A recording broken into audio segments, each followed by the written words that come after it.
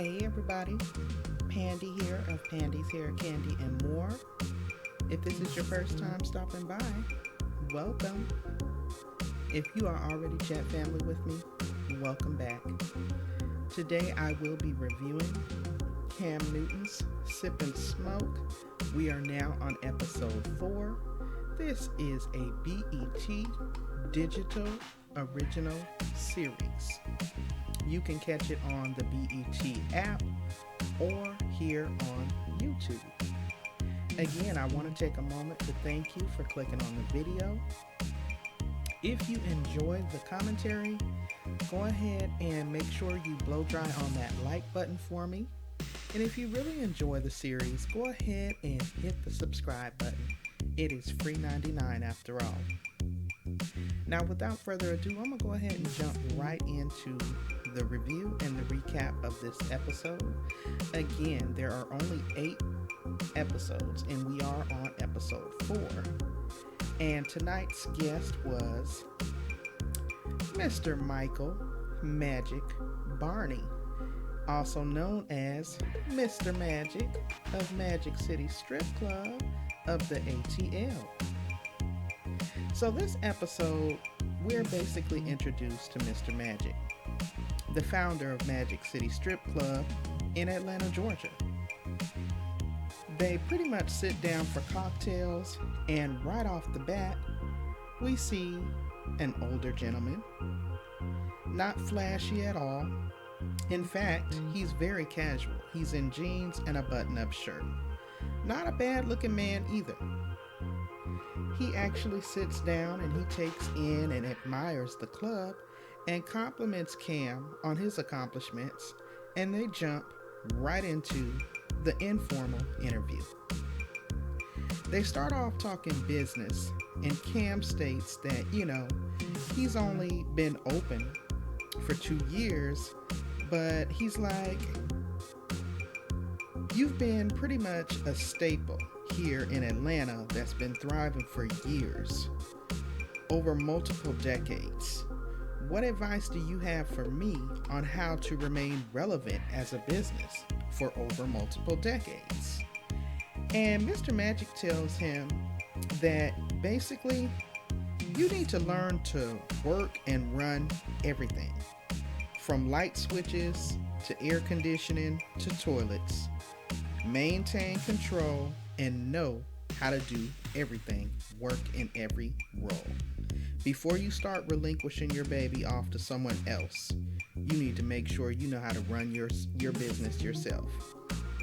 And I thought that was great advice. He seemed really cool. He was really down to earth. Now, next, Cam asks about the history behind Magic City. Not just the business aspect, but the culture as well, because he's had such an impact, a huge impact on both. And he starts to share with him about how Magic City basically opened up in October of 85. But in 89 is when it really took off, and he started catering to more of a celebrity and professional athlete clientele. They then discuss how the club is often sought out by local rappers to shoot their videos. And then they also went into a heavily detailed conversation on what it was like during the Gucci versus Jeezy meetup at the club to pretty much squash their beef, because that was shot at the club. And around that time, it was some real tension between the two rappers. So, Cam was pretty much asking him, what was that experience like from your perspective? And Mr. Magic pretty much shared that, he felt like both men had pretty much grew up and were more focused on getting to their bag. And basically, flexing too much muscle would definitely mess up the bag. And in his opinion, he felt like both men approached the meetup / collaboration, if you will, from a business standpoint, in that it was a great experience overall. Next, Cam asked how he even came up with the name Magic City. Now, I will admit, this part was funny to me because I've worked call center telemarketer jobs before over the years as a teenager and up into my early adulthood, so I could totally relate. He shared that he got the nickname Magic because he was working as a telemarketer selling toner over the phone. And in telemarketing terms, he was a hitter. You know, he was getting them numbers. It's all about the numbers when you telemarketing. He was always top sales rep for the week. And they pretty much gave him the nickname Magic because they could never understand how he was always crushing the goals and hitting the numbers. He also shared that he attended Duke University, where he gained his degree in history. He initially had plans on becoming a school teacher. That was very interesting. But in my mind and in my opinion, you mix that along with a good salesman and you got yourself a powerhouse on your hands. So in 1979, he explains that he moved to Atlanta, and in about 82 to 83, he says he was out hanging out one night, partying hard, and a couple of girls took him to a club back then called Foxy Lady. It was a strip club. It was his first time ever being in a strip club. And he recalls how the environment was rough. It was fights going on. People was getting dragged out, put out the club. The environment was not nice at all.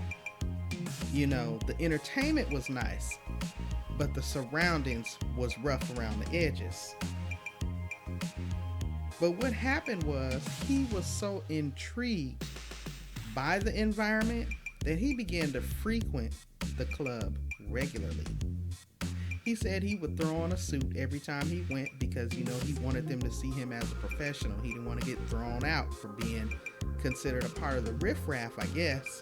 And he would sit down with his pad and pen and just be taking notes and jotting down ideas.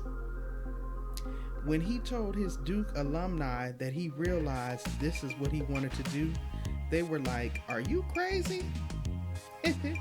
It was pretty interesting, but Cam was amazed, as am I, on how it blew up and has remained an ATL staple. And Mr. Magic attributes it to the people. Rappers, entertainers, celebrities, but he really says that it's the DJs that keep it lit, pretty much acting as liaisons to the industry and the club. And, you know, Cam compliments him on being a productive and strong business leader and really just being a staple, one who's remained relevant down through the years. And of course, Cam ends with his 3 nightcap questions. What's now? What's next? And what's something that you want to do that you haven't? So the answer to Mr. Magic's questions for what's now, he shares that he is 66 years old. Right now, his health is his wealth. He is chilling, working out and kicking back. What's next? He is more into investing right now, letting others take charge while he kicks back and let his money keep making money. And with regard to something that you want to do that you haven't, he said he's good. He's not chasing anything.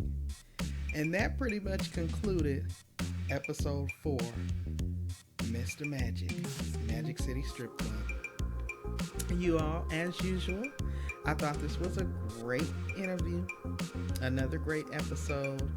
And if you would like to see more, I do have a playlist here that this particular video will be linked to.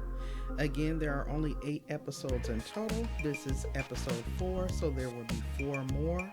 You can catch this series on the BET app or on YouTube. Each episode is about 15 minutes in length, and there's always a pleasant guest. You do learn a bit of history about the culture as well there in Atlanta. So far, I've been pretty much pleased with what he's been bringing forth on the show. So I will be sure to link the channel down in the description box in this video. Again, I want to thank you for tuning in. I am Pandi of Pandi's Hair Candy and More. Thank you. You all stay blessed out there, stay safe, and I will see you all in the next video. Bye.